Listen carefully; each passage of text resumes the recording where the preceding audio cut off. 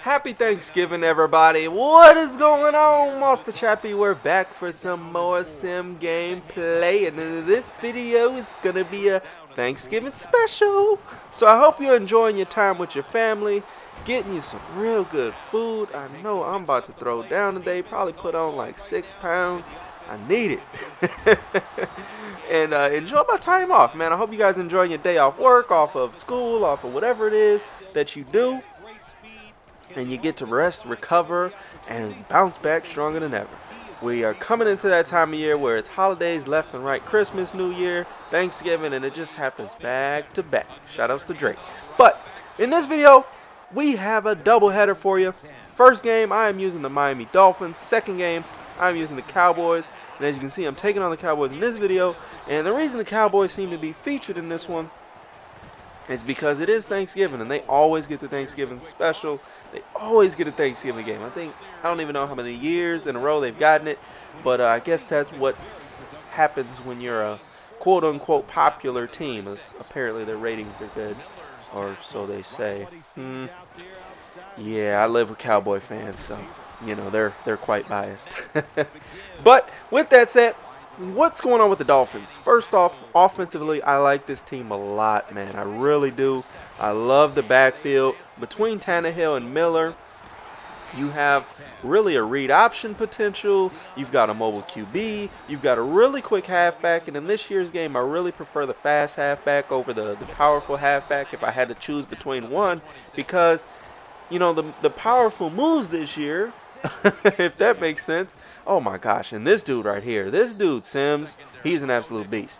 But the double juke and the spin are like the best moves this year, and then just separating from defenders with speed. So definitely prefer the speedy, you know, quick, fast, that type of running back over just the slower, more powerful halfback in this year's game. And I definitely like Lamar Miller. So offensively, you know, again, just to kind of wrap it up, as far as their wide receivers go, they've got really solid dudes. And again, this dude Sims, I'm just gonna say, like, just look at these plays. Look at this dude, man, just absolutely mossing folks left and right, and literally left and right mossing folks is just a problem. That dude makes plays and he makes stuff happen. But you know for sure on the kickoff what's gonna happen. I literally just kicked the ball, looked at my girlfriend, started talking to her, and next thing I know, he gone, and everything we just did defensively and offensively and Sims and just, oh my gosh, everything was just canceled out. But, you know, what can you do? You got to bounce back, you got to recover.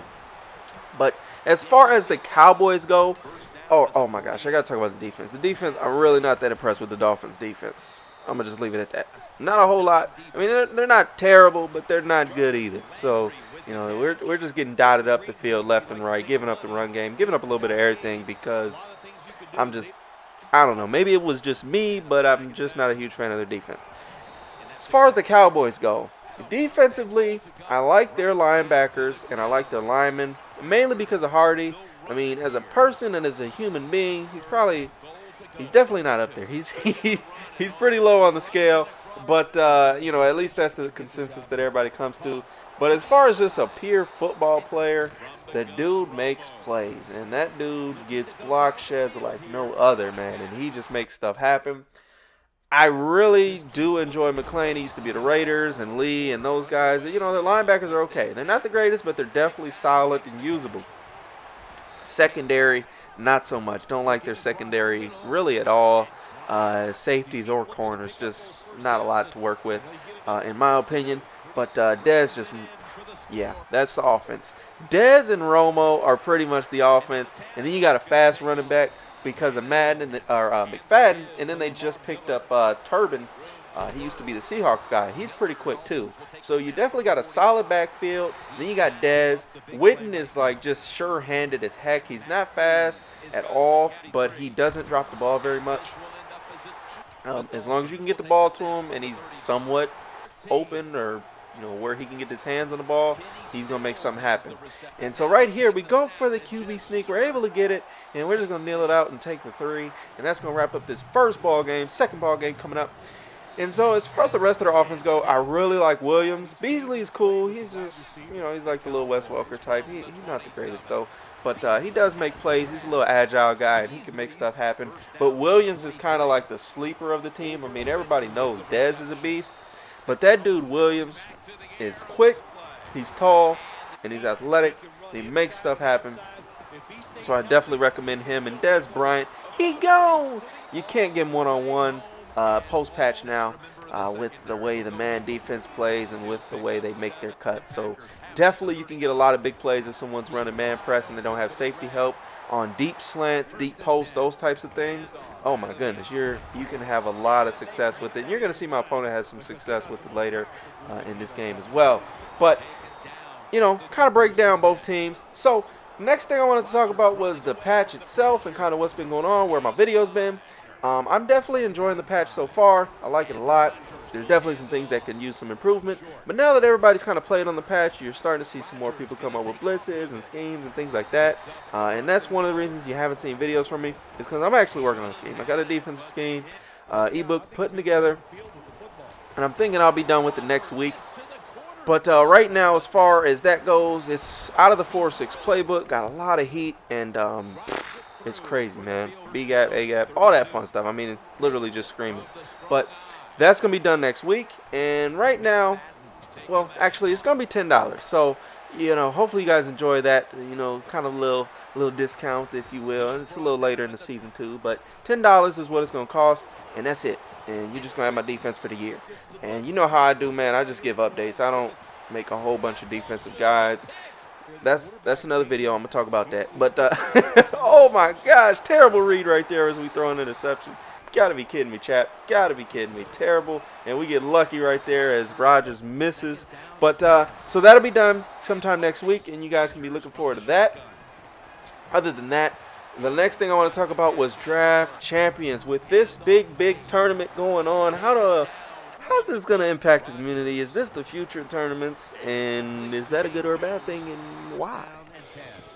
So I'll give my input. So I will explain why I think this is the future of tournaments, as far as the really big major tournaments, why draft champions is and probably is the best option moving forward. And I'll explain in detail why it's better than tournament style currently, and why it's better than MUT currently, and some things it can definitely do to improve, because there's absolutely some aspects that draft champions needs to improve, no doubt about that. But first things first, it is better than MUT, because in MUT, essentially everyone, if there's this much money on the line, everyone's going to have like a baby lizard squad, which actually might be a great thing for EA, because people are going to spend money on these packs. And, as far as a financial decision, that makes sense for them. But as far as a tournament viewer goes, and this is kind of the issue with tournament style, is that you're going to see a lot of the same players. I mean, literally in MUT, when it comes down to it, there are superior cards. One way or another, there's just no debate about that. There are cards that are better than other cards, and I don't know why my safety played like that. Oh, gosh, that's terrible. But I hope they fix that. But that'll probably be 2016. Anyways, with that said, there's just superior cards, and everyone starts to use those superior cards, and everybody's squad starts to look like GS's, aka Mr. Goldsport. Shout outs to him. So we get a nice little user pick right here. But everybody just starts to have the same players. So essentially it becomes the same team versus the same team with different uniforms. And as a viewer,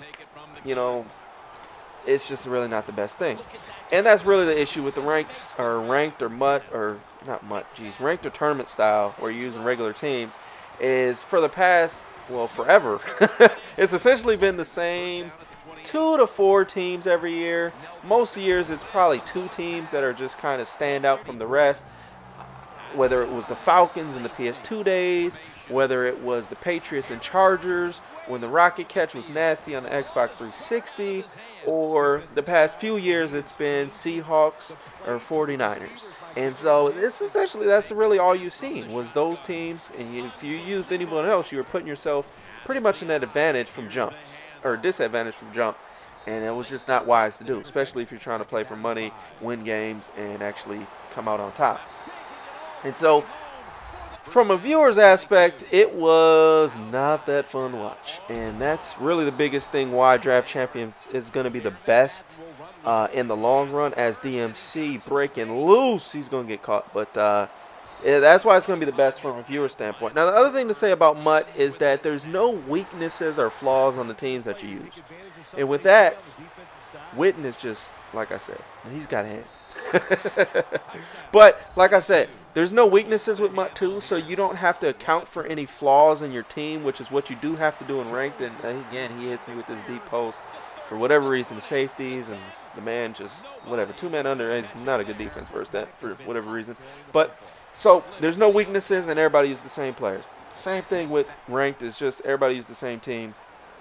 And a lot of times it'll be the same Seahawks versus Seahawks or Niners versus Niners in the past couple years. So that's just super boring to watch. Nobody wants to see that. And so from a viewer's aspect, if you want to get on the Call of Duty, the Counter-Strikes and those types of games levels, I mean, Madden won't get that big. However, it can get a lot bigger than what it is right now by having the Draft Champions approach. Because what Draft Champions brings is different teams, different teams, different players, diversity. Really, that's the biggest thing, diversity. All those other games I just mentioned that are super big, they have diversity involved in them. There's different teams or different guns or different matchups, different maps, just a lot of different things that involve that create that enjoyability and fun thing to watch. The other thing Madden needs and what it's starting to do, which has been awesome, is it's showcasing its actual top players. And what that's going to do is it's going to create brands for different players, whether it's a Problem Right. Everyone knows Problem at this point. He's got his own channel, all that good stuff, and you just know Problem. He's the guy. The next thing is, you got guys like Mo who, they're starting to build their brand. So people are starting to recognize these actual top name players. And so when you go into a tournament, you're looking to watch those guys play, whether you be a casual fan or whatever, if you're a diehard Madden guy. But you start to recognize those names the same way you recognize a Nade Shot or Optic Gaming when it comes to Call of Duty. Madden kind of has to do that same thing, and that's going to build stronger viewership as far as that goes. And then the other thing, the only negative I say to Draft Champions is the playbooks being with the coach, because nobody wants to use the same playbooks. I mean, honestly, that takes a lot of the skill out of the game. And then the other thing is drafting a quarterback after you have already, for instance, if you have a quarterback, running back, wide receiver, you value quarterback because you feel like you can make it work. So you take Aaron Rodgers. Then, 3 picks later, you've got your choice between Brady, Manning, and freaking Drew Brees. And it's like, I would have took Aaron Rodgers if I would have known those were going to be my 3 picks for my elite quarterback. You know what I'm saying? So they got to fix that too. But if they fix those 2 things, if you can pick your own playbooks and, they don't get too repetitive with the picks, Draft Champions is going to be the most enjoyable, fun, viewer-friendly style of tournament moving forward, and I think it's going to be the best thing. So let me know what you guys think in the comments below, what you would like to see changed as far as tournaments, and what do you think the advantages and disadvantages of Draft Champions is. Enjoy your turkey day, stay hungry, keep eating, get hungry again, eat again, and repeat. Till the next time, guys, I hope you enjoyed. We gone.